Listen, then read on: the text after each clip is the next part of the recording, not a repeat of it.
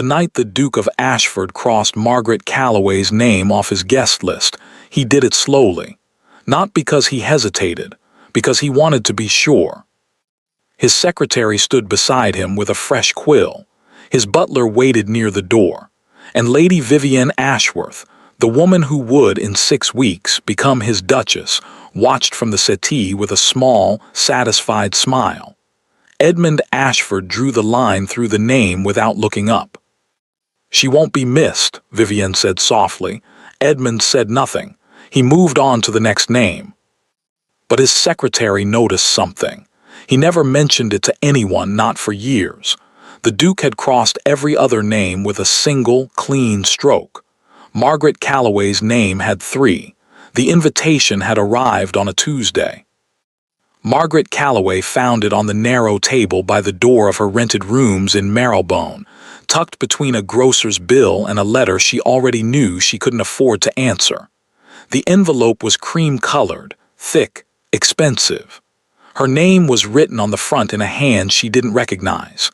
She almost didn't open it. She had learned over the past 3 years in London that expensive envelopes rarely contained good news for women in her position. They contained expectations, conditions, the quiet assumption that gratitude was owed, but she opened it. Inside was a single card, no crest, no formal address, just 11 words in a clean, unhurried script. "You are expected at Ashford House. Friday evening. Wear something they'll remember." No signature.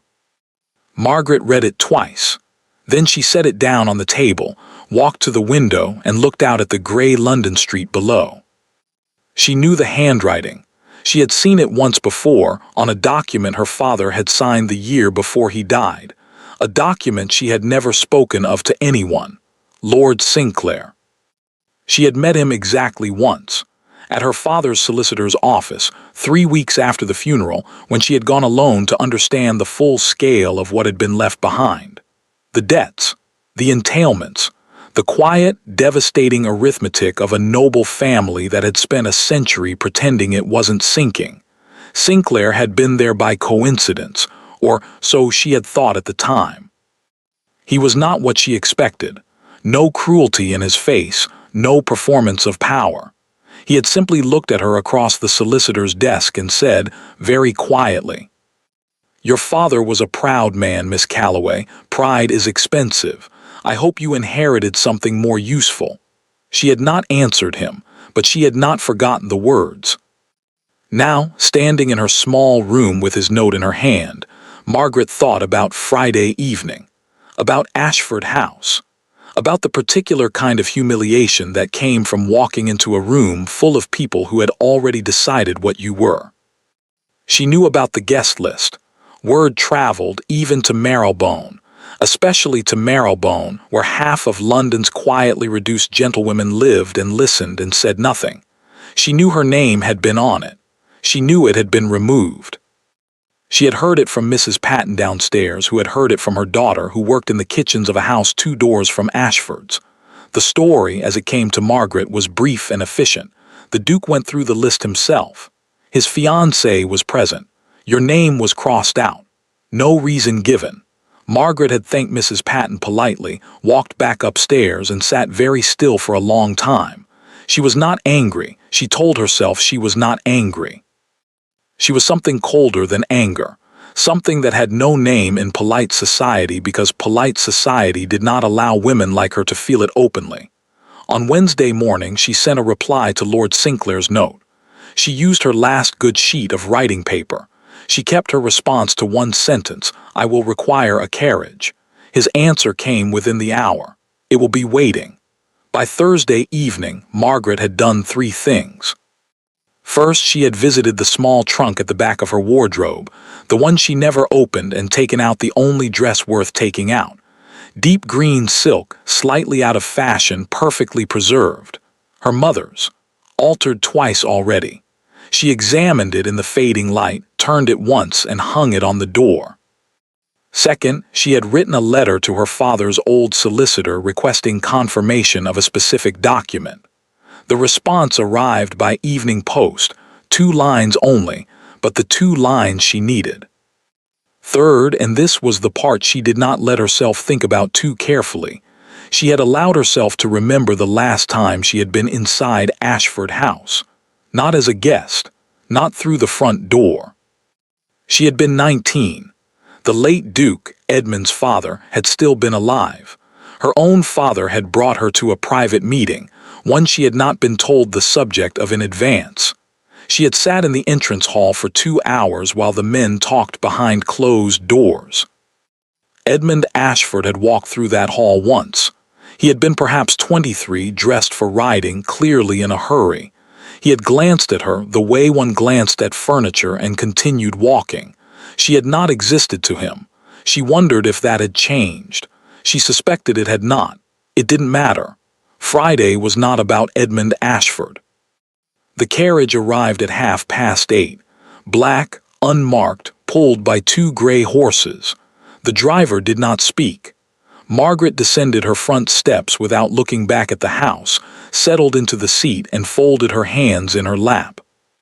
The streets of London moved past the window, gaslight and cobblestone, the sounds of another season beginning, wealth performing itself for anyone who cared to watch.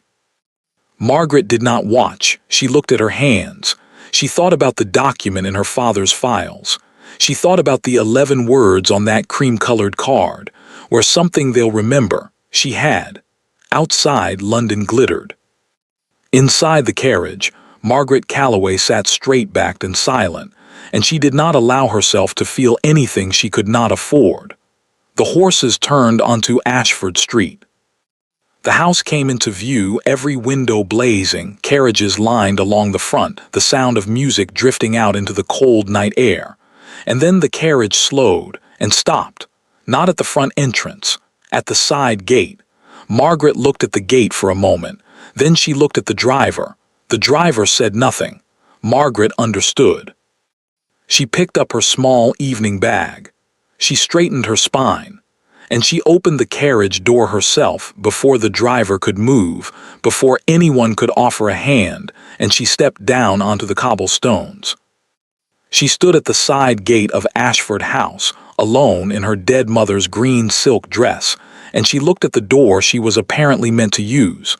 Then she heard footsteps behind her. She turned. Lord Sinclair stood at the edge of the pavement in full evening dress, his silver-topped cane in one hand, watching her with an expression she couldn't quite read. "I thought the carriage was taking me to the front entrance," she said. Her voice was perfectly even. "It was," Sinclair said. "The driver made an error." He said it in a tone that suggested the driver had made no error at all. He offered her his arm. "Shall we correct it?" he said. Margaret looked at him for a long moment. She thought about the document, about her father's signature, about 3 years of expensive envelopes and quiet humiliations, and the particular arithmetic of a woman who had nothing left to lose. She took his arm.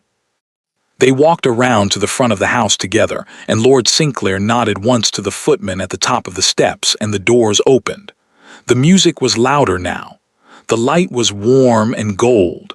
And as they crossed the threshold, Sinclair leaned slightly toward her and said, very quietly, "He's standing to the left of the fireplace.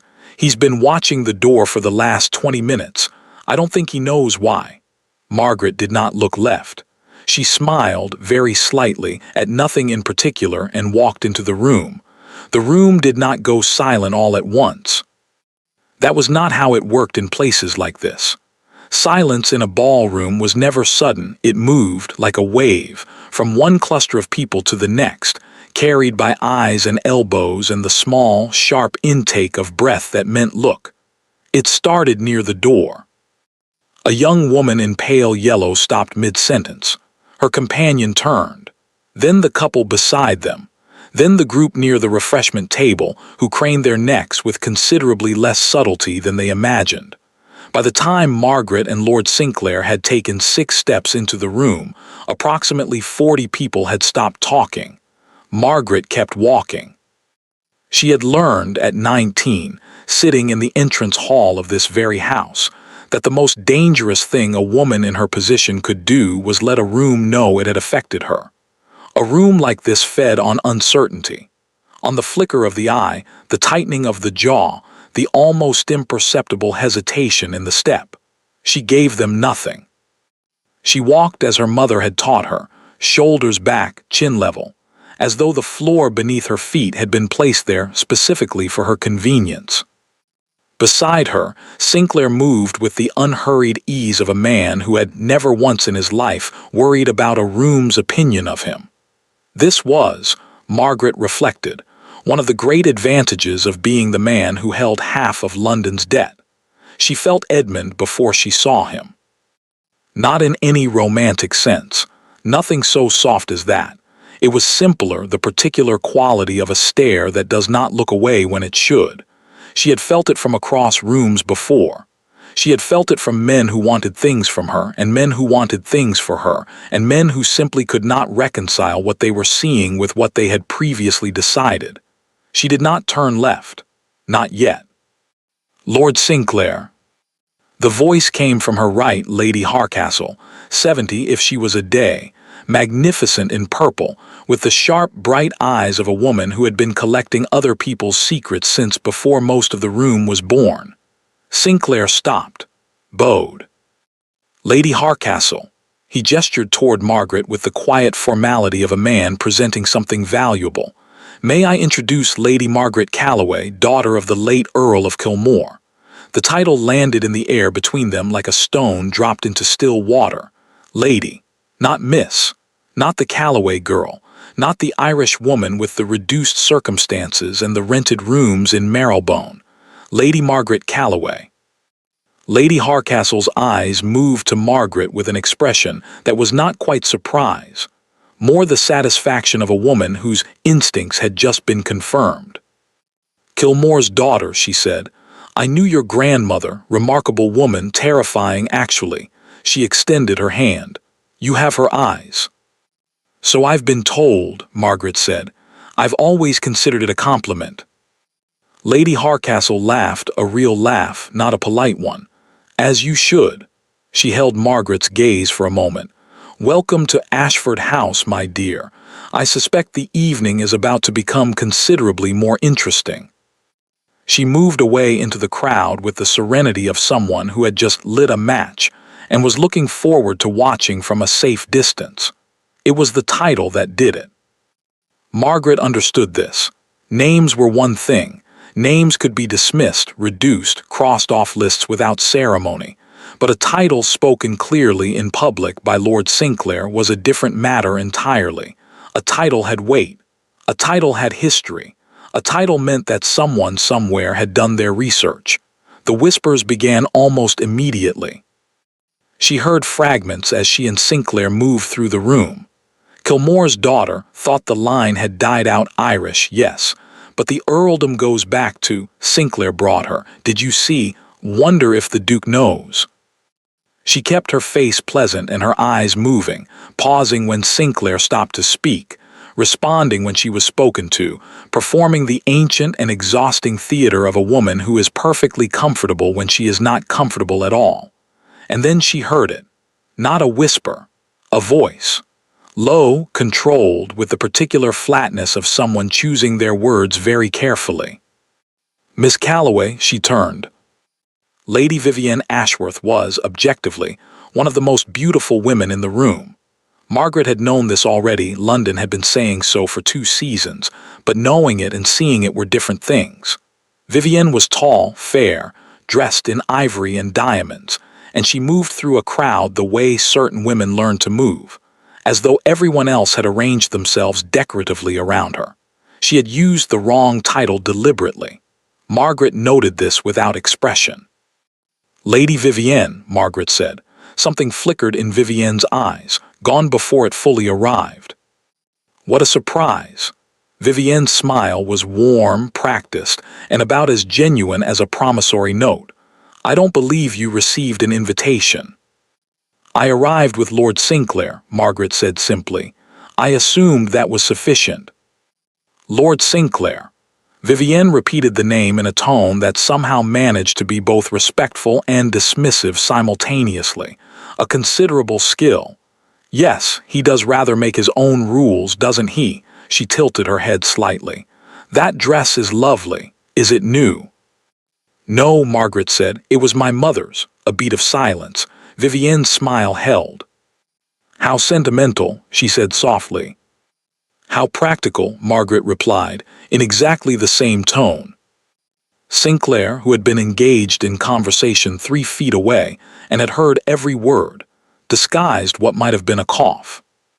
Vivienne looked at Margaret for one more moment, the look of a woman recalculating, and then she smiled again, wider this time, and said, I do hope you enjoy the evening. She leaned in just slightly, the way women leaned in when they wanted a sentence to land. While it lasts. She moved away.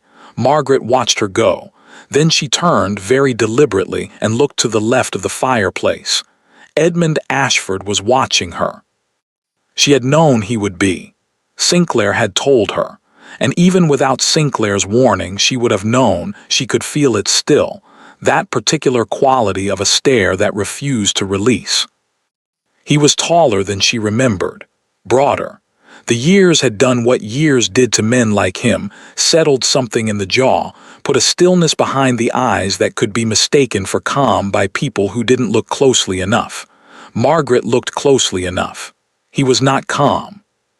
He stood with a glass in his hand that he had not drunk from in some time, and his expression was the expression of a man who had asked himself a question and was deeply unhappy with the answer. Their eyes met. Margaret held it for 3 full seconds, long enough to be deliberate, not long enough to be anything else, and then she turned away. She accepted a glass of champagne from a passing footman. She did not look back. But across the room, Edmund Ashford set down his untouched glass on the mantelpiece and said nothing to the 3 men who were talking at him, because he was no longer hearing a single word they said. He was thinking about a name on a list, a name he had crossed out. A name that was, somehow, currently standing in the center of his ballroom in green silk, being introduced as Lady Margaret Calloway, a title he had not known existed on the arm of the one man in England whose goodwill Edmund could not afford to lose. He was thinking about the way she had looked at him. 3 seconds, perfectly steady, and then nothing, as though he were furniture. Edmund Ashford had not been looked at like furniture since he was a boy. He found, to his considerable irritation, that he could not stop thinking about it. Across the room, Sinclair appeared at Margaret's shoulder. Well, he said quietly, watching the crowd with the expression of a man reviewing a chess board. That went rather better than expected. Vivienne threatened me within 4 minutes of my arrival, Margaret said. As I said, Sinclair lifted his own glass. Better than expected. Margaret looked at him sideways. You're enjoying this.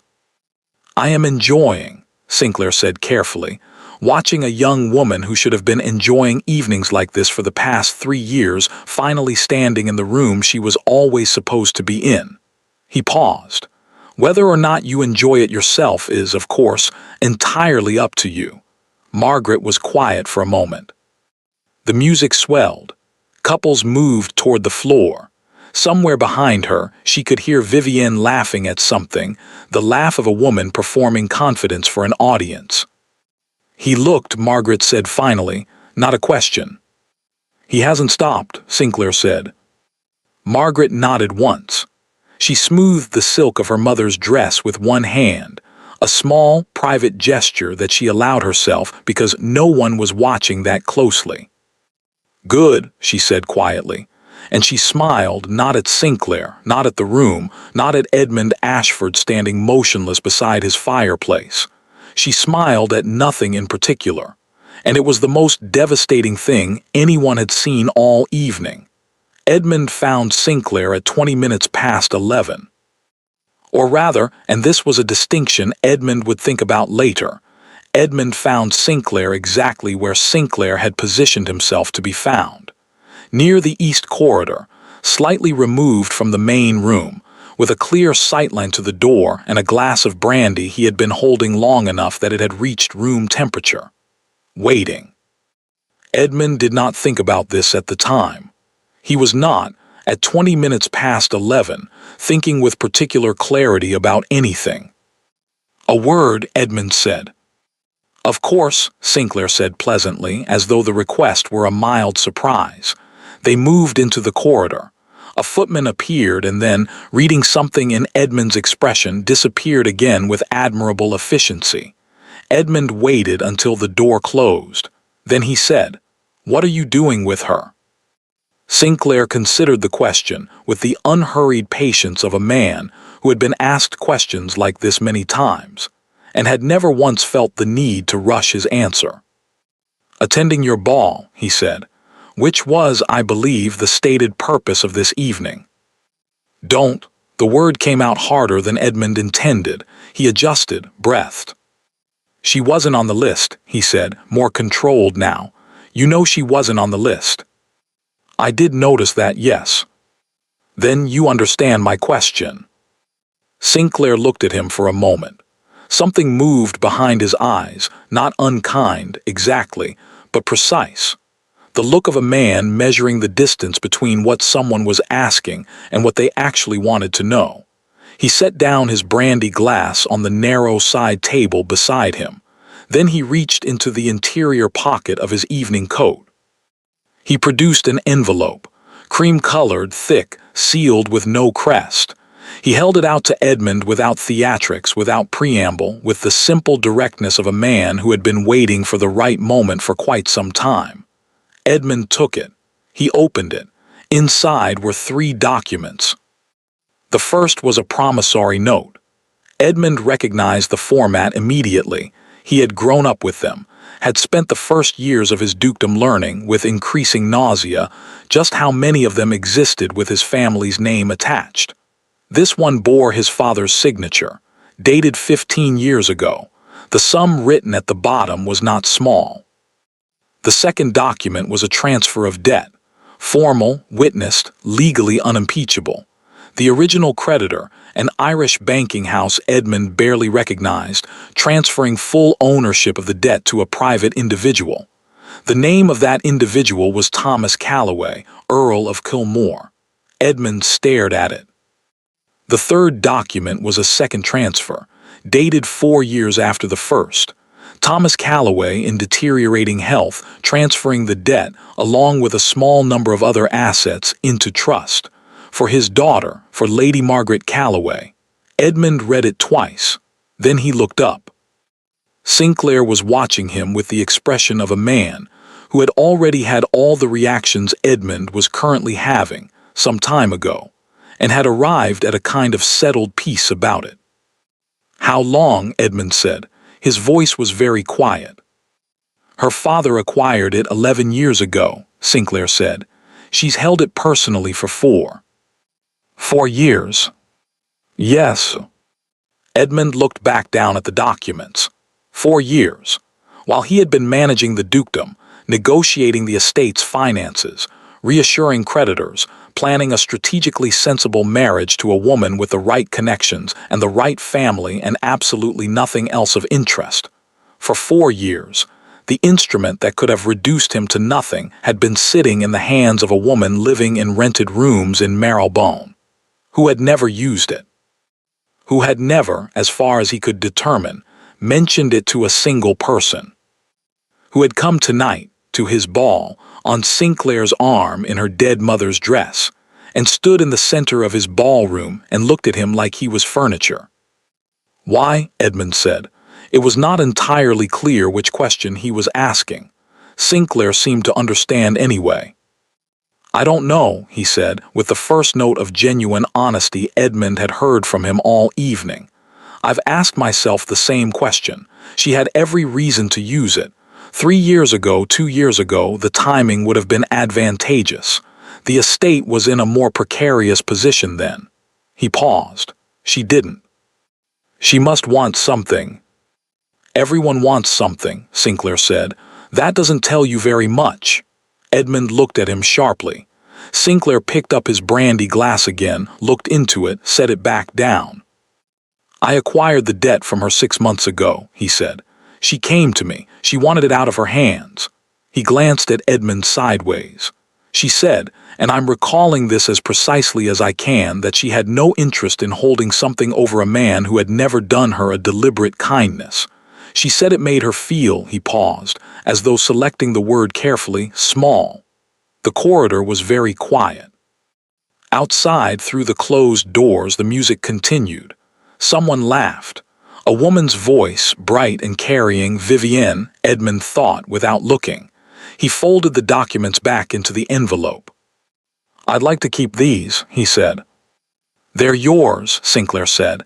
"They were always going to be yours. I was simply waiting for the right evening to give them to you." Edmund looked at him. "Why tonight?" Sinclair smiled, not unkindly. "Because tonight," he said, "you crossed her name off a list, in front of witnesses.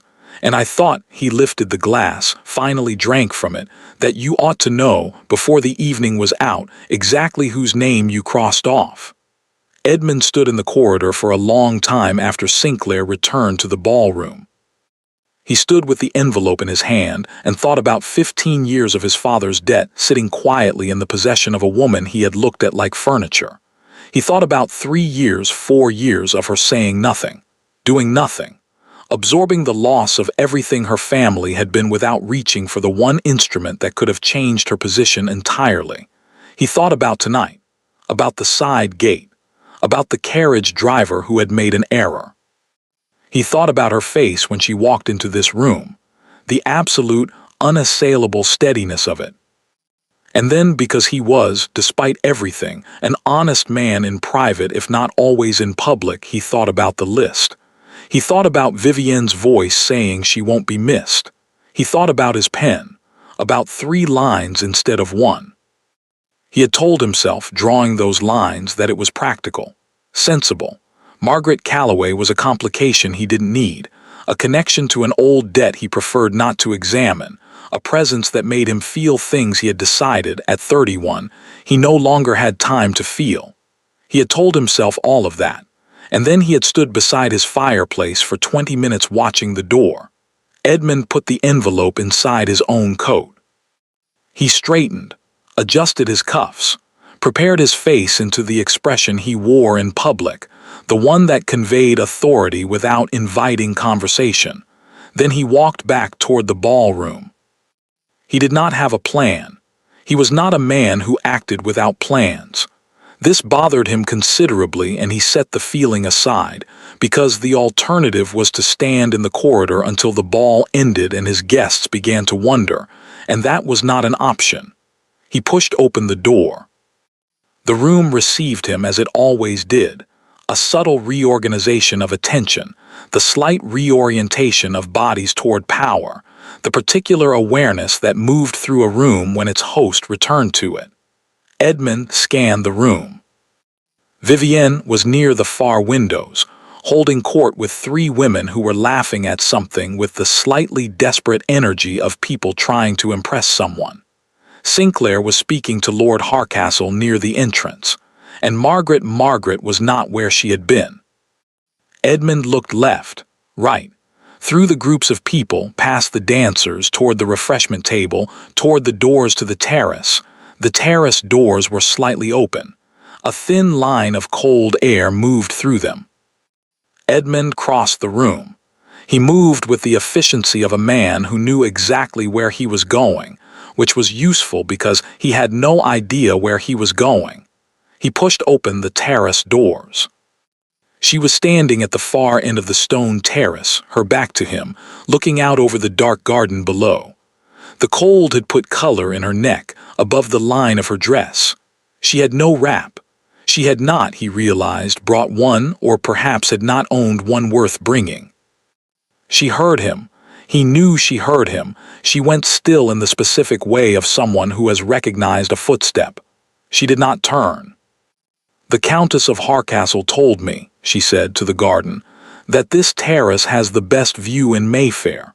I wanted to see if she was right." Edmund stopped a few feet behind her. He looked out at the same dark garden. He could see, if he was honest, very little the shapes of hedges, the faint gleam of a fountain, the distant lights of the next street. "Is she?" he said, a pause. "It's too dark to tell," Margaret said, "but I appreciate the principle." Silence. Below them, somewhere in the garden, something rustled. A fox, probably. London was full of foxes. They had learned over the generations to move through the city as though they owned it. Edmund had always privately admired this. He reached into his coat. He held out the envelope. Margaret turned. She looked at the envelope, then at him. Her expression was careful, not closed, not guarded, but careful, in the way of someone who has learned that gifts and documents from powerful men tend to arrive with conditions attached. "Open it," he said. She took it. She turned it over once, broke the seal, withdrew the documents. He watched her read. She was very still while she read. Only her eyes moved. He watched her reach the third document, the transfer into her name, and stop. Read it again. Her jaw tightened very slightly.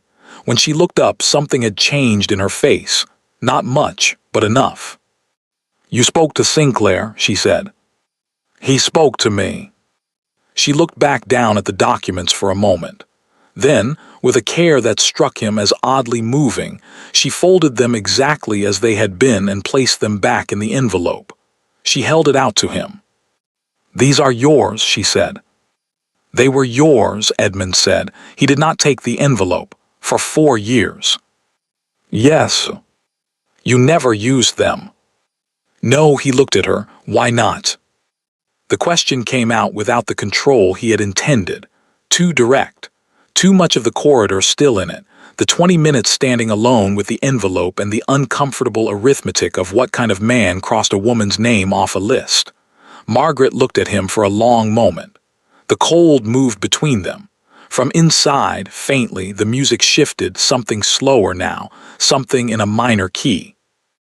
"Because it would have made me someone I didn't want to be," she said, simply, as though it were obvious. And then, before he could speak, before he could find a single word adequate to that answer, she placed the envelope on the stone balustrade between them, and she said, "You didn't cross out my name, Your Grace." She picked up her skirt slightly, enough to move. "You crossed out your own chance." She walked past him, back through the terrace doors, back into the light and the music and the warm, watchful room. Edmund stood at the balustrade. He looked at the envelope. Below him, in the dark garden, the fox moved through the hedges with the unhurried confidence of something that had learned, long ago, that this city belonged to whoever refused to be driven out of it. Edmund picked up the envelope. He put it back inside his coat, and he stood there in the cold for a long time, listening to the music change. The announcement was made at midnight. Edmund had not planned it for that evening. He had planned it for the following week. A dinner, smaller, more controlled. The kind of setting where announcements of this nature could be made with the appropriate degree of ceremony and the appropriate degree of witnesses. But Vivienne had found him at midnight, while he was still somewhere between the terrace and himself, and she had said, very quietly, with her hand on his arm and her eyes reading his face with the precision of a woman who had been watching him all evening, "Edmund now," and he had let her. That was the part he would return to later. Not what he said, not the room's response, not the faces of the guests arranged before him like a painting he hadn't commissioned. He would return to the letting, the particular passivity of a man who had made a decision by failing to unmake it. They stood together near the center of the room.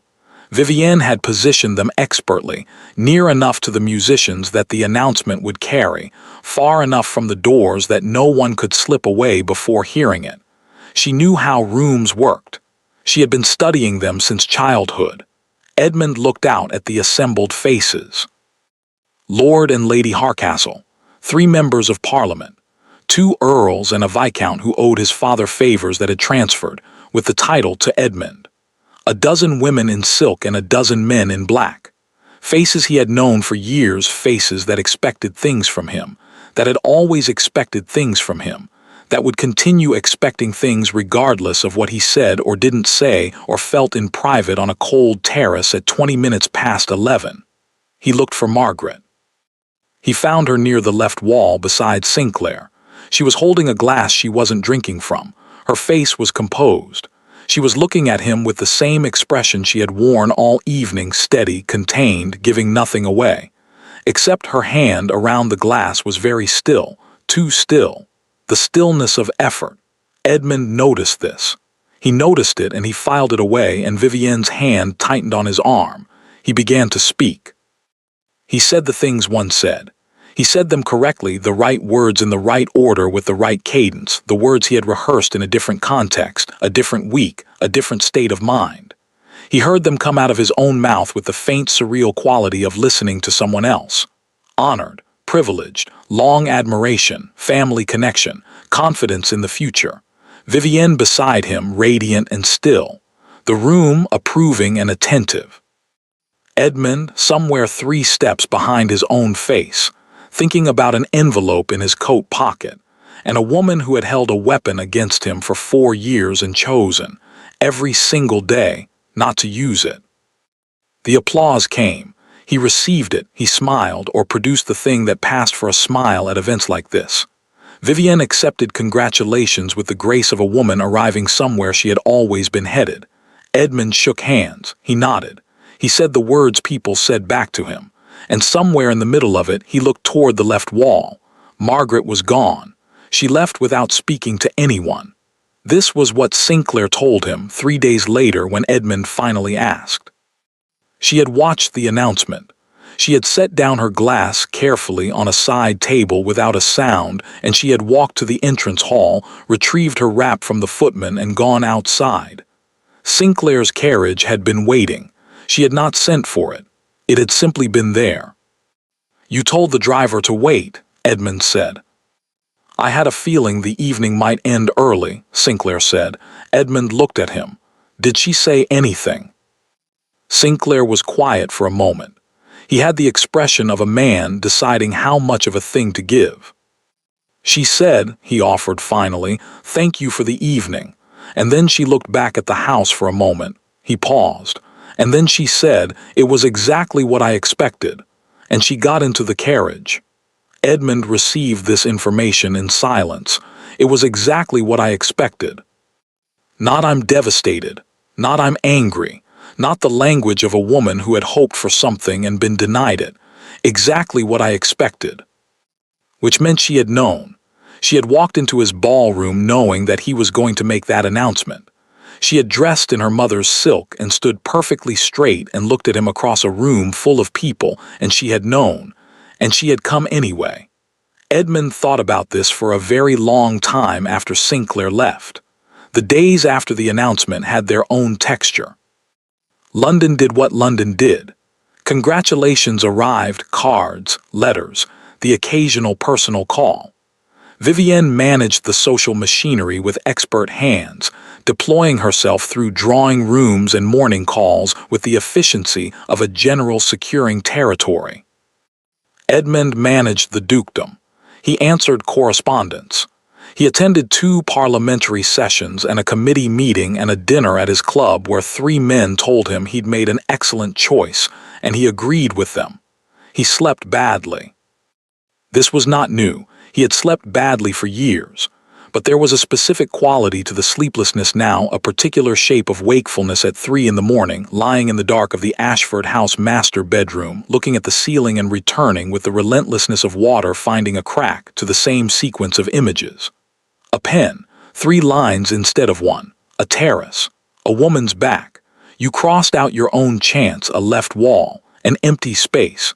It was exactly what I expected. On the 5th day after the ball, a small item appeared in one of the society columns. Edmund read it over breakfast. His secretary had placed it on the tray with the other papers, either deliberately or without awareness of its significance. Edmund suspected the former. The item was brief. It occupied perhaps 4 lines at the bottom of a page, in the section typically reserved for minor social observations, and the movements of people not quite important enough for the main columns.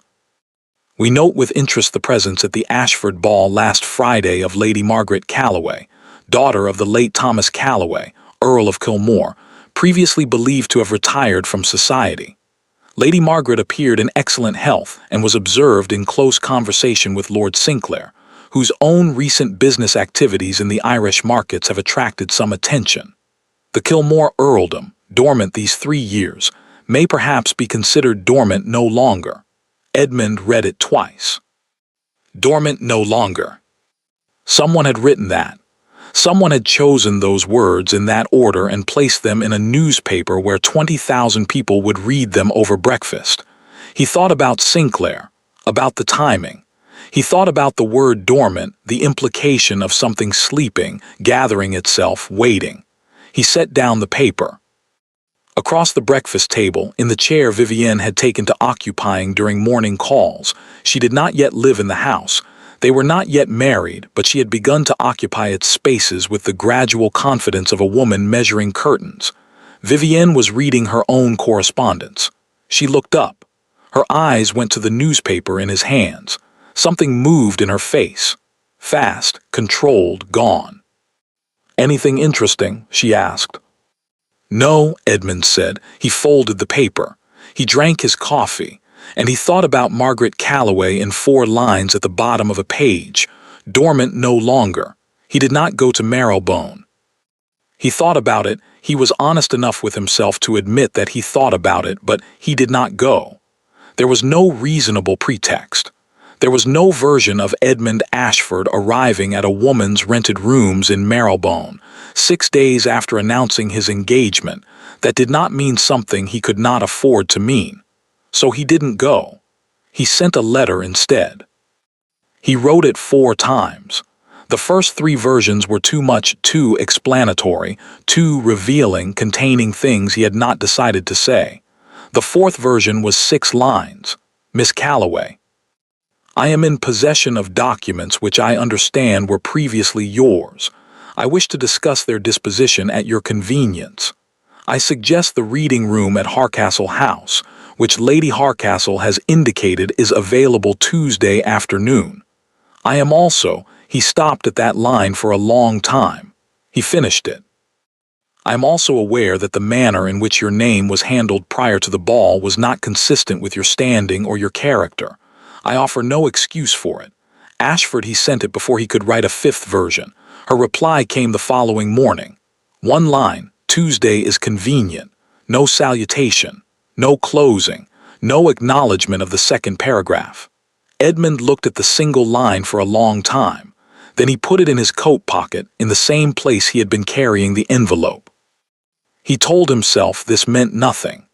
He told himself Tuesday was a practical meeting about documents, about the legal disposition of a debt, about the kind of administrative matter that arose when family finances had been complicated and required resolution. He told himself all of this with the conviction of a man who knows, with complete certainty, that he is lying to himself, and who has decided to continue anyway, because the alternative is to stand very still in a silent room and admit something he is not yet ready to admit. Tuesday morning, Vivienne came to Ashford House for a fitting consultation with the housekeeper. Something about the arrangements for the engagement dinner, fabrics and flowers, and the 1,000 details of a life being constructed around him. She found him in the study, standing at the window. "You haven't eaten," she observed. "I'm not hungry." She came to stand beside him. She looked out the same window, the garden, the gray November sky, the street below with its horses and its motion. "Edmund," she said. Her voice was different from its public register, lower, more real somehow. He was always slightly startled by it, the reminder that there was an actual person inside the performance. "Are you all right?" He considered the question with more honesty than he usually applied to it. "I'm fine," he said. Vivienne was quiet for a moment. "She's no one," she said then quietly. Not cruelly, simply as a statement of fact, the way one said it will rain or the roads are bad. Whatever Sinclair is doing, whatever she's doing, it doesn't change anything. We are where we are. Edmund looked at the garden. I know, he said. Vivienne nodded once. She touched his arm briefly, her fingers light. Then she left to find the housekeeper. Edmund stood at the window. She's no one.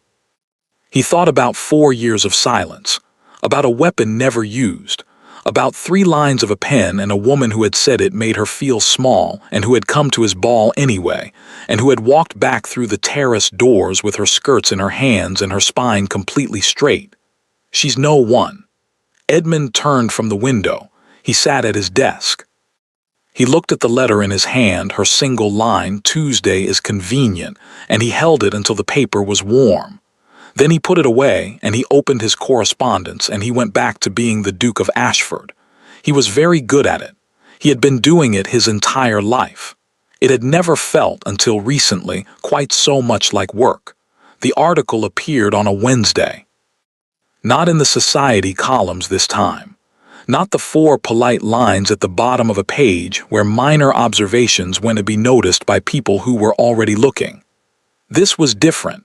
Half a page, 3rd column, in a publication that specialized in the particular sport of destroying reputations, with the appearance of merely reporting facts. Edmund's secretary brought it to him without comment, which meant his secretary had read it and made a decision about his own continued employment. Edmund read it. Then he read it again. The piece was structured with care. That was the first thing he noticed, not the content, but the architecture of it. It moved in a specific sequence, building its case the way a barrister built a case. Methodically, each point supporting the next, nothing overtly false, everything arranged to produce a single, inevitable conclusion. It began with the Kilmore earldom. The history of the family, Irish. Yes, old money, yes, but money that had moved badly and landed badly and eventually stopped landing at all. The late Earl's debts. The dissolution of the estate. The daughter who had come to London 3 years ago with a title that was technically valid and a purse that was technically empty, and had inserted herself, the article implied, into circles that had been kind enough not to examine her credentials too closely. Then it moved to Sinclair. The nature of their association was described with careful vagueness, the vagueness that was, in publications of this kind, more damaging than specificity. Close acquaintance, frequent consultation, a relationship whose precise character has prompted some discussion in informed circles, nothing stated, everything implied. Then it moved to the ball.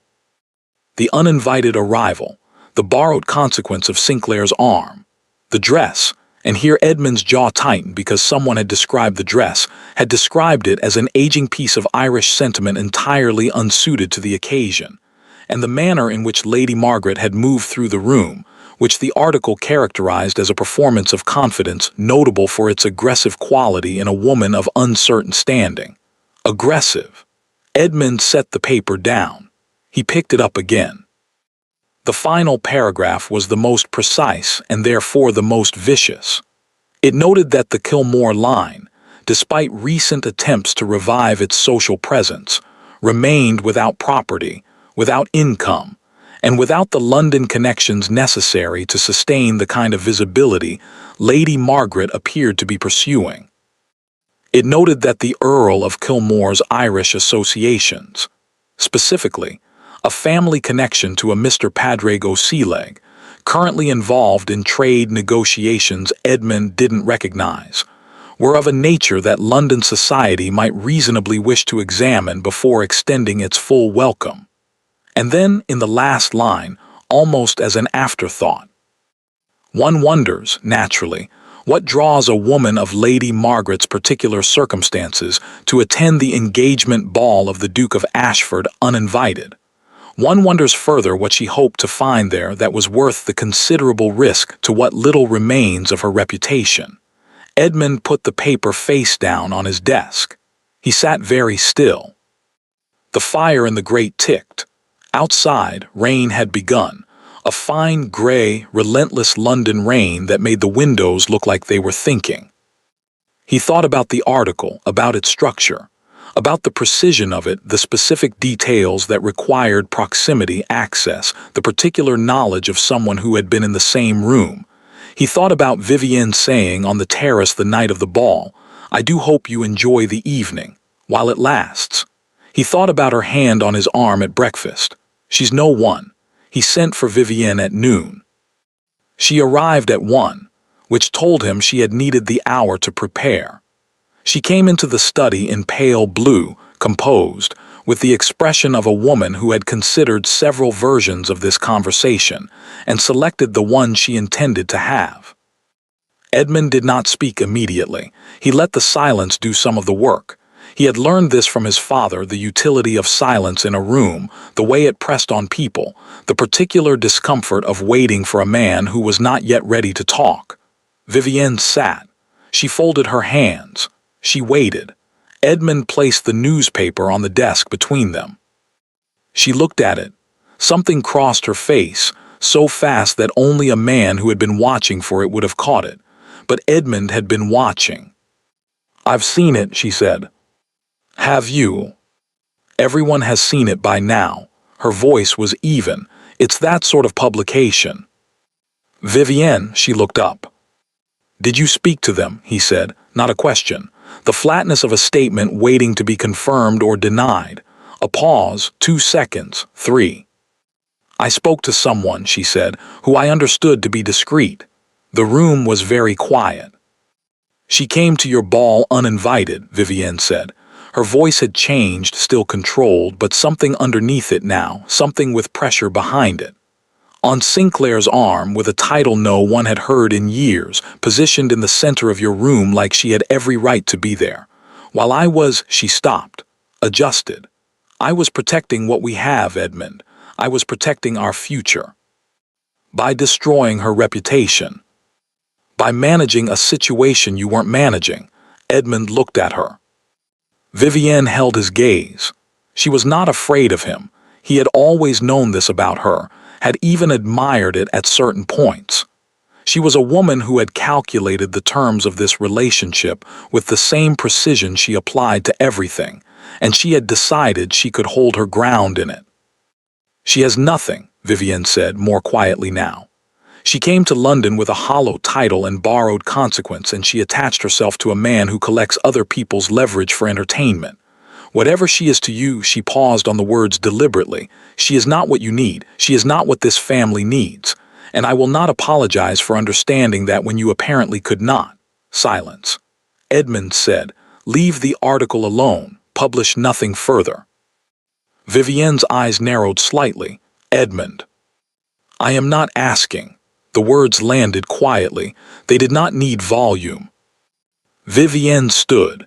She picked up her gloves from the arm of the chair. She moved to the door with the controlled grace of a woman who was not going to give him the satisfaction of seeing her hurry. At the door, she stopped. She turned. "I read the society column," she said. "The one from last week, dormant no longer." She looked at him steadily. "Sinclair wrote that, or had it written. You know that." Edmund said nothing. "He's been planning this for some time," she said. "Whatever this is.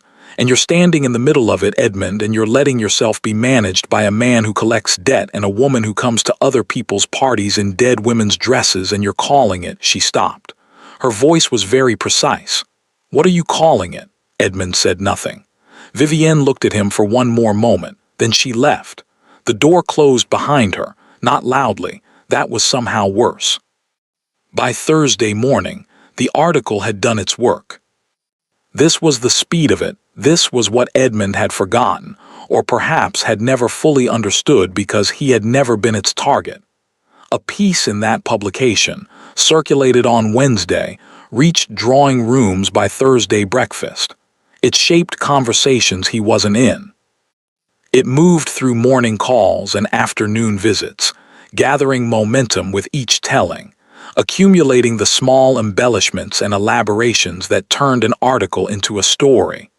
And a story, once it began moving through London's social machinery, was nearly impossible to stop. He heard it from Harcastle, who called on Thursday afternoon with the uncomfortable expression of a man delivering news he had not asked to carry. "There's talk," Hardcastle said, settling into the chair across from Edmund's desk with the heaviness of his 70 years. "You know the sort, nothing specific, nothing that can be pinned, but the kind that settles." He looked at Edmund carefully. "The girl's name is being said in a certain tone now. You know the tone." Edmund knew the tone.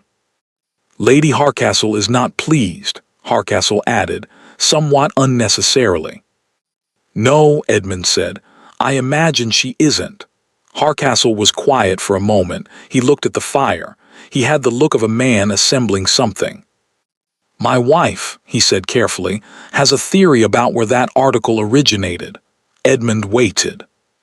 "She hasn't shared it with me directly," Hardcastle said, "but she's canceled 2 engagements this week that both happen to involve your fiancé, and my wife doesn't cancel engagements." He paused. "She considers it rude." On Thursday evening, Edmund did something he had told himself he would not do. He went to Marylebone. He told himself it was about the Tuesday meeting, a preliminary conversation, a matter of logistics. He told himself this as he ordered the plain carriage, not the crested one. He told himself this as he gave the driver the address. He told himself this as he rode through the grey November streets, watching London go about its business around him with the complete indifference of a city that had seen everything. He stopped telling himself at some point between Mayfair and Marylebone, and simply sat with the truth of where he was going and why. Mrs. Patton answered the door.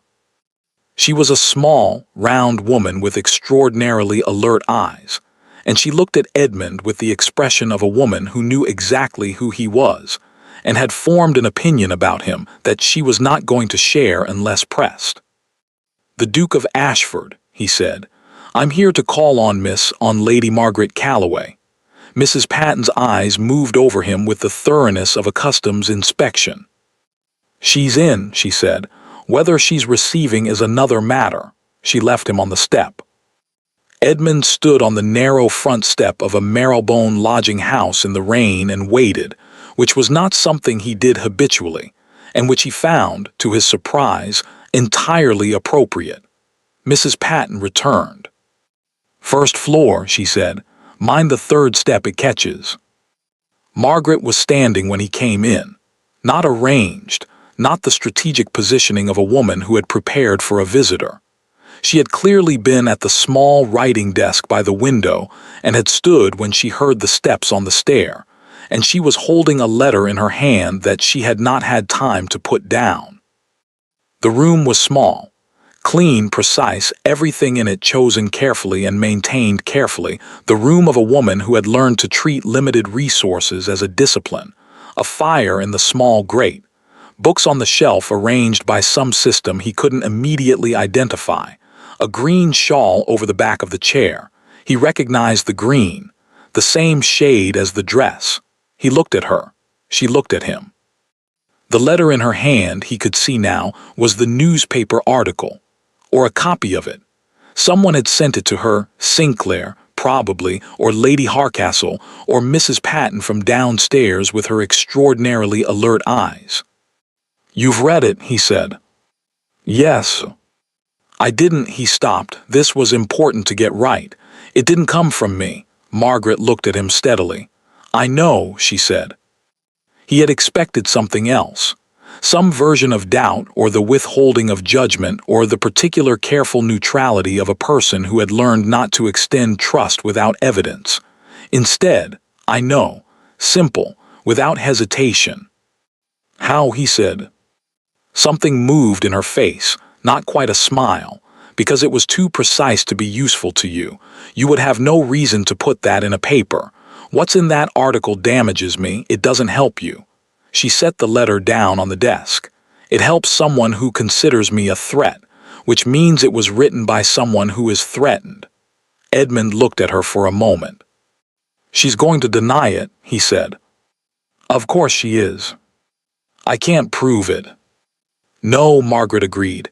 "You can't." Silence, the rain against the window, the fire. "The article mentioned Padre Gosileg," Edmund said. "A family connection. I don't know the name." Something changed in Margaret's expression. Not alarm, something more complex. Something that looked, from a certain angle, almost like a card being placed on a table after a long game of holding it. She moved to the desk. She opened the small drawer.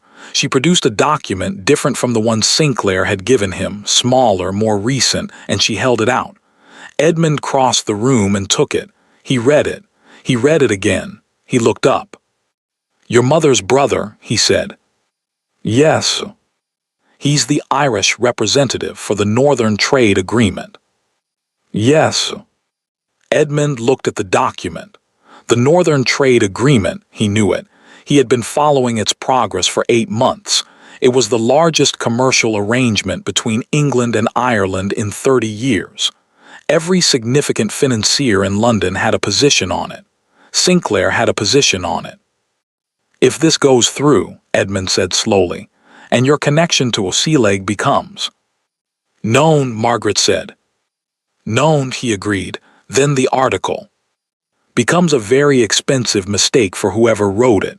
She said it without satisfaction, simply. "My uncle has been trying to reach me for 6 months. I didn't respond because I wasn't certain of his intentions. I became certain last week." She paused. "I was going to tell Sinclair on Tuesday." Edmund looked at her. "You were going to tell me on Tuesday," he said. She met his eyes. "I was going to tell Sinclair. What you did with the information was going to be your decision." He held her gaze. "And now?" Margaret was quiet for a moment. The rain moved against the glass. In the street below, someone was calling to someone else, a brief, ordinary exchange, the city going about its life.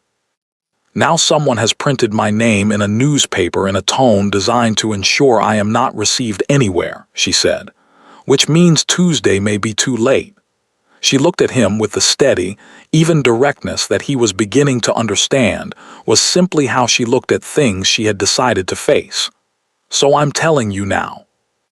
Edmund stood in the small room with the document in his hand and the fire behind her and the rain on the glass and thought, with the clarity that occasionally arrived in moments one had not prepared for, that he had spent 31 years learning to calculate everything. Risk, return, advantage, exposure. He had crossed her name off a list because she was a variable he couldn't calculate. He understood now that this had been the most expensive mistake of his adult life. Not because of the debt, not because of the trade agreement, not because of the man in Ireland whose name had appeared in a newspaper and whose significance Vivienne had just, catastrophically, drawn the entire city's attention to. Because of the woman standing in front of him in a room the size of his dressing room, in a green shawl the color of her dead mother's dress, holding nothing back and asking for nothing, and telling him the truth. "I'm going to need to make some arrangements," he said. Margaret nodded once. "I'll call on Sinclair tonight." "He'll be expecting you," she said, which meant she knew Sinclair well enough to know how he moved, which meant the three of them, Margaret, Sinclair, and the documents and the trade agreement and the 4 years of silence, had always been a system, had always been moving towards something. Edmund had simply been the last to understand what. "Tuesday," he said, "Harcastle House, we proceed as arranged." "Yes," he moved toward the door, stopped. He did not turn around, because if he turned around he would look at her again, and he had reached the limit of what he could look at without saying something he could not take back. "The third step," he said, "on the stair." "It catches," Margaret said. "Yes, thank you." He went down the stairs. He minded the third step. He came out into the marrowbone rain and stood on the pavement for a moment before getting into the carriage. He did not think about her face. He thought about it the entire way home. The engagement dinner was held on a Friday. Ashford House had been dressed for it, flowers Edmund hadn't ordered, candles in arrangements he didn't recognize. The particular transformation that occurred when Vivienne's taste moved through a room and rearranged it according to her own geometry. It was beautiful. He acknowledged this honestly.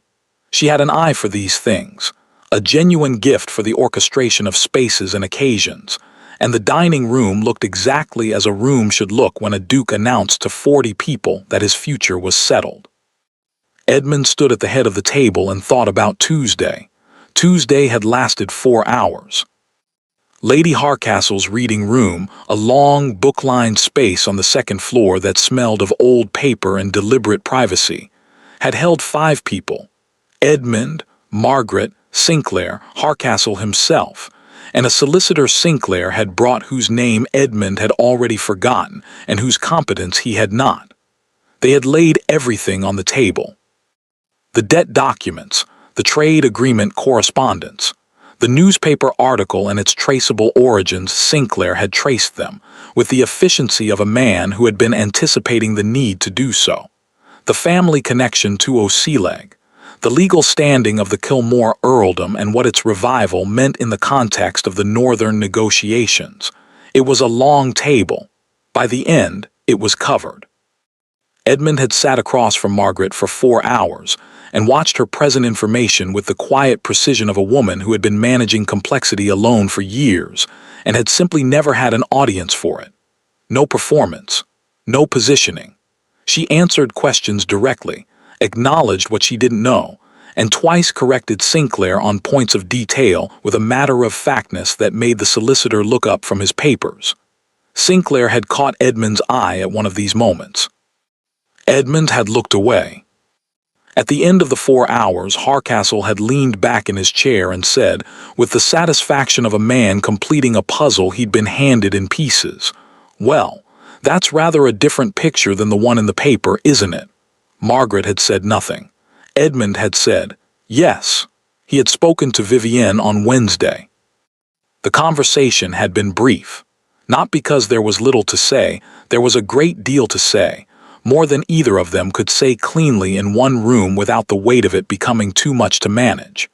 But Edmund had learned, from 31 years of managing Ashford affairs, that the length of a conversation was not proportional to its importance. Some of the most consequential things he had ever said had been short. He told her about the trade agreement, about O'Sealeg, about what the article had done not to Margaret's reputation, though he told her that too, but to the careful architecture of a negotiation that had been 8 months in the building, and that now had Vivienne's fingerprints on the part of it that had been deliberately damaged. Vivienne had listened. She was very good at listening. She absorbed information with the stillness of someone filing it, sorting it, reassessing. When he finished, she was quiet for a long moment. "I didn't know about the trade agreement," she said. "I know.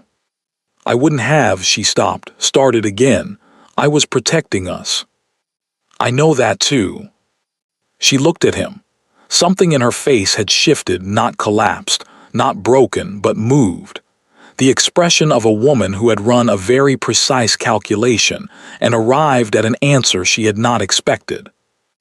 "Is this about the agreement," she said carefully, "or is this about her?" Edmund looked at her. He gave her the truth. He owed her that. "Both," he said. The word sat in the room between them. Vivienne looked at him for a long time. He could see her assembling it, taking the week since the ball itself, the terrace, his face during the announcement, the Tuesday meeting he had told her about, the Wednesday conversation. Assembling it the way she assembled everything, thoroughly, without sentimentality, with the clear, cold intelligence that had always been her most honest quality. "You haven't done anything," she said. "A statement, not an accusation." "No." "But you want to." He didn't answer. He didn't need to. Vivienne looked at the window for a moment, then she looked back at him. "I deserve better than a man who is in this room with me and somewhere else entirely," she said. Her voice was very even. "I have always deserved that." "Yes," Edmund said, "you have." She stood. She was very composed. He watched her and thought that she was, in her way, formidable, had always been formidable, and that she would be entirely fine, would recalibrate with the efficiency of someone who had been planning for contingencies since childhood, would find exactly what she deserved and probably improve upon it. "I'll have my mother contact the solicitors," she said. I'll have mine do the same."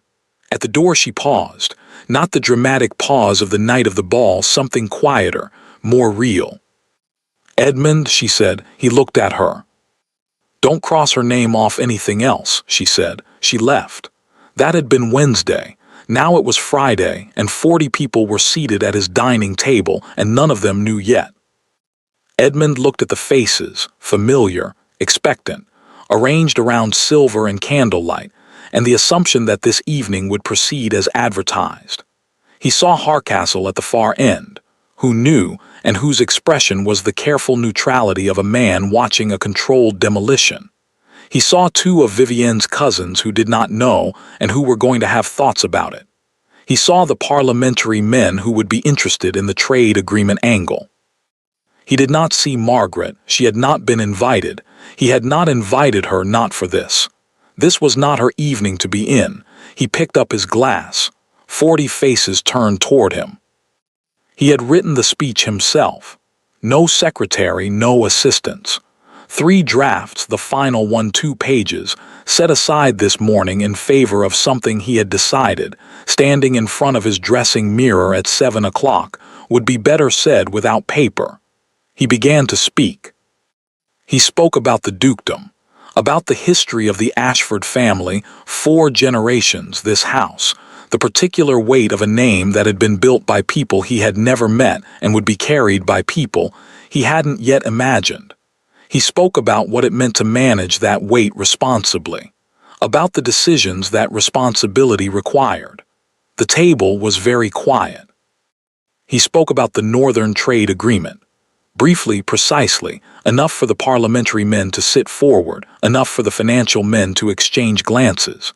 He said that recent events had clarified its significance and that Ashford would be lending its formal support to the negotiation, alongside a number of other parties whose involvement he would be making public in the coming days. He saw Hardcastle's eyebrows rise slightly. He took a breath. He said, "I also owe this room a correction." The silence changed quality. "An announcement was made in this house 3 weeks ago," he said. "It was premature. The lady in question and I have reached an understanding, privately and without acrimony, and I ask that she be treated by everyone in this room with the respect she is owed. She acted with more integrity than the situation required of her, and I will not have that obscured." No one moved. "I regret," Edmund said, "that I am not in a position to offer more explanation this evening. I can tell you that the matters involved are more complex than they appeared and that the complexity was of my own making." He paused. "That is all I will say about it." He picked up his glass. "I would ask you to drink," he said, "to the Ashford estate and its future, whatever shape that future takes." A beat of silence, the particular held breath of a room absorbing something, and then Hardcastle lifted his glass, and the rest of the table followed because 40 years of social training did not allow for any other response. They drank. Edmund set down his glass. He sat. The table began slowly to breathe again, the murmur of conversation restarting, the rustle of a social occasion reassembling itself around a new shape. He could hear it moving, the story being revised in real time, the recalculations being made, the whispers that would leave this room and enter London by morning. He ate his dinner. He spoke when spoken to. He answered questions about the trade agreement with the composed efficiency of a man who had been managing public scrutiny since he was 19 and knew how to hold a line. And at the end of the table, Hardcastle caught his eye and gave him the small, almost imperceptible nod of a man who had seen a difficult thing done cleanly. Vivienne arrived at 9:15. Edmund had not expected this. He had not expected her to come. They had not discussed the dinner, had not discussed the speech, had understood between them that the dissolution of their arrangement was a private matter being handled through solicitors and would eventually become public in its own time. She was in ivory, not the same dress, but the same color, as though she had decided not to change that particular thing about herself. She came through the drawing-room door with the composure of a woman who had made a choice about how she was going to do this and was doing it, The room noticed immediately. Edmund rose. She came toward him with the directness of someone who was not going to be intercepted by anyone else first. She stopped before him, and she looked at him and she said, quietly enough that only he could hear, "I decided it was better to come." He understood. She was controlling the story, arriving on her own terms, managing the room's perception, refusing to let her absence become the thing people talked about. It was, he thought, exactly what he would have done. "Thank you," he said. She looked at him. "Don't thank me, I'm doing this for myself." "I know," he said. "That's why I'm thanking you." Something moved in her face. Then she turned to the nearest cluster of guests and produced a smile of such practiced warmth that 3 people immediately relaxed, and the room exhaled, and the evening moved forward. Edmund watched her work the room for a moment. Then he stepped out through the side door. The corridor was quiet. He stood with his back against the wall and really breathed, for the first time in what felt like several weeks, and looked at the ceiling. He thought about tomorrow. He had sent a note to Sinclair that afternoon. Brief, specific, the trade agreement, the formal Ashford support, a request for a meeting on Monday to discuss the public statement. Sinclair had replied within the hour, "Monday suits. Bring the documents." He had not sent a note to Margaret. He had written one. He had written 3, which appeared to be his number, 3 attempts at things before he either found the right version or gave up. The first had been too formal, the architecture of a business communication carrying too much emotional freight. The second had been the opposite, too much, too direct, too much of the corridor at the ball still audible in it. The third he had carried in his pocket for 2 days and not sent. He took it out now. He looked at it. It said, "There are several matters I would like to discuss with you that are not related to the documents or the trade agreement or anything that requires a solicitor or a reading room. I am aware this is not a simple thing to ask. I am asking anyway." He folded it. He put it back in his pocket. From the drawing room he could hear the party continuing, the murmur of voices, the sound of someone playing the piano, Vivienne's laugh, genuine for once, in response to something someone had said. Tomorrow, he thought. He would send it tomorrow. He straightened, adjusted his cuffs, prepared his face. He walked back into the room. He sent it that night. Not tomorrow. That night at 11 o'clock, sitting at his desk with the fire burning low, he took the letter out of his coat pocket one more time. He read it. He added one line at the bottom, 4 words, "At your convenience, always." He sealed it. He gave it to the night footman with instructions for morning delivery. Then he went to bed. He slept. For the first time in 3 weeks, without interruption, without the ceiling and its particular 3 o'clock quality, without the weight of things unresolved pressing on his chest like an architectural problem he hadn't solved. He slept, and outside, London went about its nighttime business, and in a room on the first floor of a house in Marylebone, a letter was waiting to be delivered. The letter arrived at 8:30. Margaret was at the writing desk when Mrs. Patton brought it up, not because she was writing anything, but because the desk was where she went when she needed to think and didn't want to pace. She had been sitting there for 20 minutes with a cup of tea she hadn't drunk, looking at the rain on the window, thinking about nothing specific and everything at once. Mrs. Patton set the letter on the desk without comment. Margaret looked at the handwriting on the front. She did not open it immediately.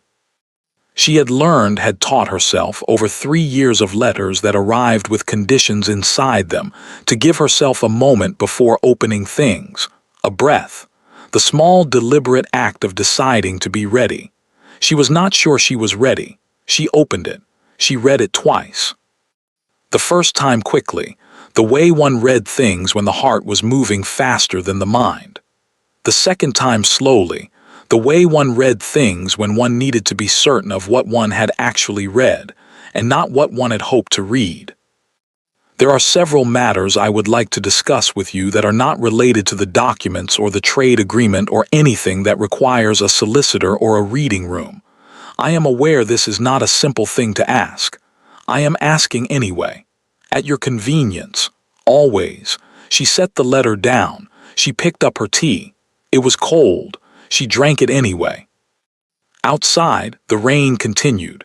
The same gray, relentless rain that had been falling since Wednesday, as though London had decided to hold its breath and weep quietly while waiting for something to resolve. Margaret looked at the letter. She thought about the night of the ball, the terrace, the cold, his face when she had said you crossed out your own chance, the specific quality of stillness that had come over him, not the stillness of a man receiving a blow, but the stillness of a man recognizing something he had not expected to recognize. She thought about Marylebone, his carriage in the street, his face in her small room, the way he had moved through it, taking up more space than the room was designed for, looking at everything with the careful attention of someone trying to understand a language they hadn't been taught. She thought about 4 years. She thought about the weapon she hadn't used and the word she had given Sinclair, small, and how she had meant it exactly. How the thought of using those documents against him had produced in her a feeling not of power, but of diminishment, as though the act of wielding them would have made her into something she didn't want to be. She had not held them for him. She was honest with herself about this. She had held them because releasing them, using them, would have required her to become someone capable of that kind of action, and she had enough to carry without adding that. But she had not used them, and he was here, and the letter said always. She picked up her pen. Her reply was 4 words. She had considered more, had written more twice before crossing it out. She had written a careful paragraph that said the things one said when one was being appropriately measured and not allowing hope to run ahead of evidence. She had written another version that was warmer and had frightened her slightly with its warmth, and so she had crossed that out too. 4 words. Come when you like. She sealed it. She gave it to Mrs. Patton. Then she went to the wardrobe. Not the trunk at the back, that was for occasions that required armor. She opened the main wardrobe and looked at what was there. 3 day dresses, 2 of them good, 1 of them better. A gray wool that her mother had always called the serious one. A soft blue that was perhaps too soft for what this morning felt like. She took out the gray wool. She dressed carefully. She did not look in the mirror more than once. He came at 10. She heard the carriage in the street, plain, not crested, the same one he had used in Marylebone, and then his step on the stair, and Mrs. Patton's voice below, and then the knock. She had been sitting in the chair by the fire. She stood. "Come in," she said. He looked different in daylight.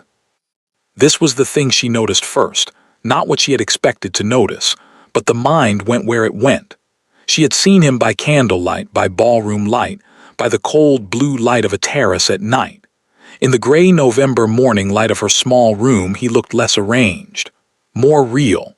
The lines of his face were clearer, the tiredness in them, the slight hollowness around the eyes that suggested the sleeplessness he would never mention. He was not wearing the dukedom. That was the only way she could think to describe it. He was dressed for it correctly, completely, every detail right, but he was not performing it. Not here. There was no audience. He looked at her. She looked at him. Neither of them said anything for a moment. "The 3rd step," he said finally. "You minded it," she said. "I did." Something loosened slightly in the room. He did not sit immediately. He stood for a moment near the door with his hat in his hands. She noticed he had not handed it to Mrs. Patton, had carried it himself, which was either an oversight or a choice, and he looked at the room the way he had looked at it in Marylebone, carefully, as though reading it. His eyes went to the bookshelf, to the writing desk with its single sheet of paper, to the green shawl over the back of the chair, then to her. "You replied very quickly," he said. "You wrote very clearly," she said. He looked at her. Something moved in his face, not quite a smile, but adjacent to one.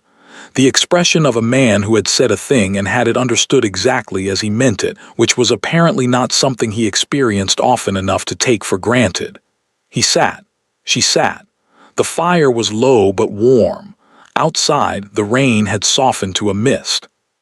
"I should tell you," he said, "about the dinner." I heard, she said. He looked at her. From Sinclair. From Mrs. Patton, who heard it from her daughter, who works in the kitchens of a house 2 doors from mine, he finished. Margaret looked at him. You knew that? I know it now, he said, which meant he had thought about it, had worked backward through the chain of information and found Mrs. Patton at the end of it and understood that this house, this street, this small and careful life in Marrowbone had had its own intelligence network monitoring his for some time. He did not seem discomfited by this. He seemed, if anything, to find it appropriate. There are things I want to say, he said. He had put his hat on the side table. He was looking at the fire. I've written several versions of them and they were all wrong. Margaret waited. The list, he said. I want to address the list. You don't have to. I do, quiet final. I want to, she waited. I crossed your name off because you made me uncomfortable, he said. That is the honest reason, not a calculated insult, not strategy. I looked at the list, I saw your name, and I felt something I had decided I wasn't going to feel, and I crossed it out. He paused. It was the action of a coward. Margaret looked at him. I've been calling it practical, he said. Sensible. I've been telling myself it was about the engagement and the appropriate management of complications. He stopped. It was cowardice. That is all it was. The fire ticked. I know, Margaret said. He looked at her sharply. I don't mean that unkindly, she said. I mean I knew. Not at the time I was, she paused, selecting the word carefully, angry. But later I understood. You were afraid of something and you removed it. It's a very human thing to do. He looked at her for a long moment. You are remarkably generous, he said. For a woman I treated badly. I'm not generous, she said. I simply see no use in carrying a version of events that makes everything harder. He was quiet. Then, 4 years. Yes. The debt you could have. I know what I could have done. Why didn't you? She had answered this on the terrace. She had given him the clean version. It would have made me someone I didn't want to be. It was true. It was also not complete. She looked at the fire. Because I had read your father's letters, she said. He went very still. They came with the documents, she said. My father kept them. Your father wrote to him twice when the debt was first extended. She paused. They were not the letters of a man who didn't care about his family. He was ashamed. He was trying to manage something that had gotten ahead of him, and he was writing to my father because my father was the only creditor who hadn't gone to the papers. She looked up. Your father said, in the second letter, he said he had a son. That the son didn't know the extent of it, that he hoped to resolve it before the son had to carry it. Edmund had not moved. He didn't resolve it, Margaret said, and the son carried it. And when I understood that you had spent years managing something you'd been handed without choosing it, she stopped. I couldn't use it. It would have been like punishing you for your father's shame, and you had enough to carry. The room was very quiet. Edmund looked at her for a long time. Something in his face was moving, not on the surface underneath, the way things moved in people when they had been holding something for years and were only now, in a small room on a November morning, allowing it to shift. He did not speak for a moment. Then he said, very quietly, My father would have liked you. Margaret felt something catch in her throat.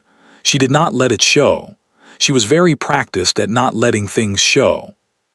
He sounds, she said, like he was a better man than he gave himself credit for. Yes, Edmund said, he was. They sat for a while without speaking. This was its own thing, the silence between them, which had been charged and careful in every previous room, and was here in the morning light with the rain on the glass, simply quiet. The silence of 2 people who had said the difficult things and were sitting with them. Margaret refilled the tea from the small pot on the hearth. She handed him a cup. He took it without comment, which she found she liked, the absence of the performance of gratitude, the simple receiving of a thing offered. They drank their tea. Outside, the mist had thickened slightly. London moved through it, the sounds of it, horses and voices and the distant roll of wheels, with the indifference of a city that had no particular investment in what happened in first-floor rooms in Marylebone. Monday, Edmund said, the meeting with Sinclair about the trade agreement. Yes. I'd like you to be there. She looked at him. It's your agreement to support.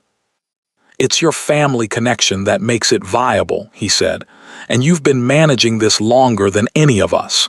He looked at her steadily. You should be in the room. Margaret considered this. Sinclair will want a formal arrangement, she said. If I'm in the room, there has to be a basis for it, a legal standing. Yes, Edmund said, I know. She looked at him, he looked at her. I have a proposal, he said, that addresses the legal standing. The fire, the rain, the tea cooling in her hands. Does it, she said. It does. He set down his cup. He reached into his coat, the same movement she had seen on the terrace the night of the ball, reaching for the envelope. But this time his hand came out empty. He had not brought documents. He had not brought anything official or sealed or witnessed. He had come with his hat in his hand. I am aware, he said, that I have given you very little reason to trust my judgment. I am aware that I have managed most of this badly.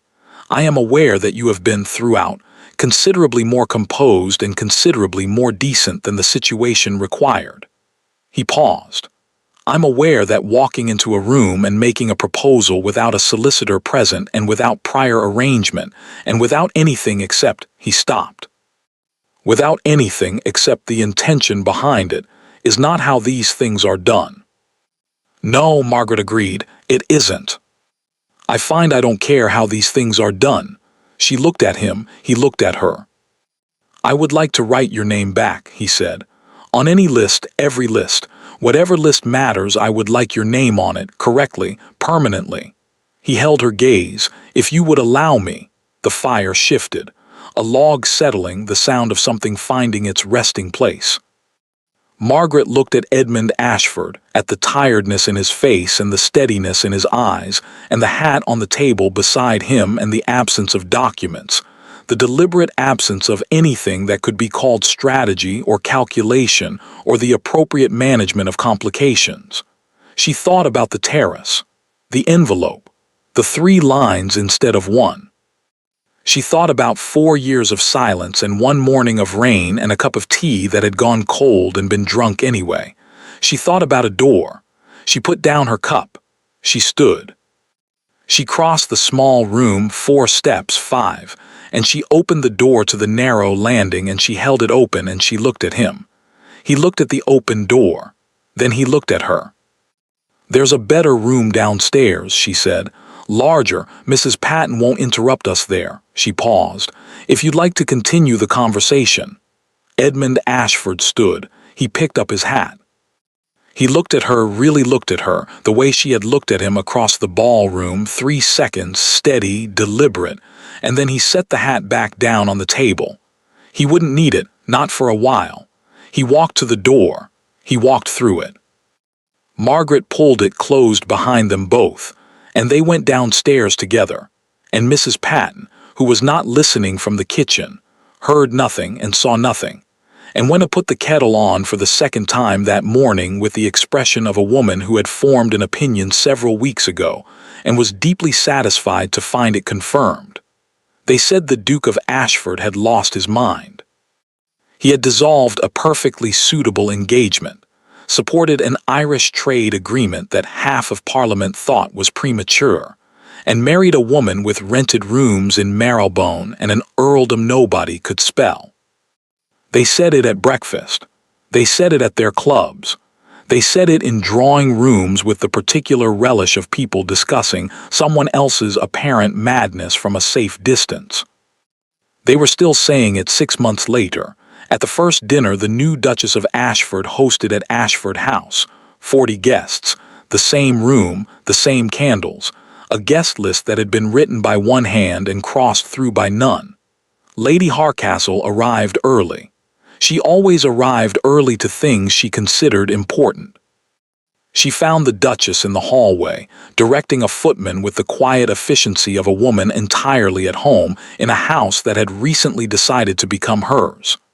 The green silk was not in evidence. Something better had replaced it, deep blue, perfectly fitted, chosen rather than inherited. Though the green, Lady Hardcastle would later tell anyone who asked, had been magnificent. "You look well," Lady Hardcastle said. "I am well," said the Duchess, simply, as though it were obvious. Edmund appeared from the study, not the arranged entrance of a host receiving guests, just a man walking through his own house toward his wife. He stopped beside her. His hand found the small of her back without ceremony, without performance, the way hands moved when they had learned where they belonged. Lady Hardcastle observed this.